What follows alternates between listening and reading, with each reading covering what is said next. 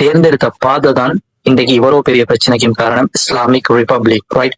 So அவங்க தனித்துவமாக நிக்கணும் அப்படின்னு சொல்லி முடிவெடுத்தாங்க. அவங்களுக்கு தெரியும் அன்றைக்கு எடுத்த முடிவு தான் இன்றைக்கு ஈரானை பாதுகாத்து கொண்டு இருக்குது. அப்படி இல்லைன்னு சொன்னா ஈரானுமே ஒரு சுடான் மாதிரியோ இல்ல ஒரு சோமாலியா மாதிரியான ஒரு நாடாக ஆகிருக்கும். எடுத்த முடிவு ஒன்றும் சாதாரண முடிவு இல்லை காய்ஸ். அதோட விளைவு ஒரு நாளைக்குள்ள பில்லியன் டாலர்ஸ் ஒர்த்தான அசெட்ஸ் எல்லாமே ஃப்ரீஸ் பண்ணப்படுது. ஆயில், பேங்கிங், மொத்த பைனான்சியல் சிஸ்டமுமே கொலாப்ஸ் ஆக்கப்படுது, ரைட்? இன்னமும் சொல்ல போனா மக்களுக்கு தேவையான அத்தியாவசிய பொருட்கள், உணவுப் பொருட்கள், மருந்து மாத்திரைகள் இது எல்லாமே தடை செய்யப்படுது, ரைட்?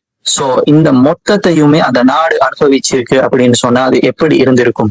மொத்த நாடுமே இழந்தாலுமே கூட மொத்த மக்களும் சொன்னது எங்களுக்கு இஸ்லாமிக் ரிபப்ளிக் தான் வேணும் அப்படிங்கிறதுல அவங்க உறுதியாக இருந்தாங்க. எங்களால முடியும் அப்படிங்கிற நம்பிக்கையும் ஈமானும் இருந்துச்சு அவங்களுக்கு. ஏன்னா அவங்க தேர்ந்தெடுத்த பாதை வந்துட்டு இஸ்லாமிக் ரிபப்ளிக், ரைட்? சோ இன்றைக்கு ஷரியா 100% இருக்குதா இல்லையா அப்படிங்கிறது கொஸ்டின் இல்ல கைஸ்.